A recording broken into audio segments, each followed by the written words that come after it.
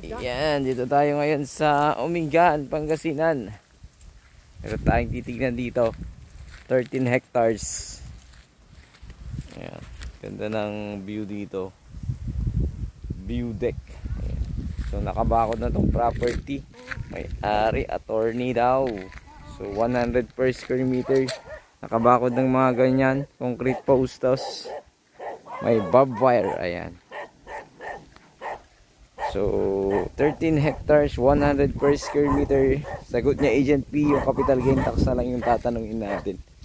So yan, malayo ito sa mga kabahayan, malayo sa kuryente. Ayan, solar ang maganda dito, solar. So tinatamnan ng mga kalabasa. Ayan, ganyan. So may isang maliit na kubo-kubo.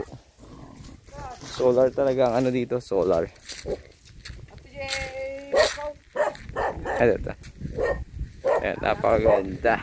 So 100% tara. Kausapin muna natin yung tenant. Ayan. Manong title na ito, kuya? Manong title na, kuya? Isa lang. Isang title lang. 13. Saan? May isa.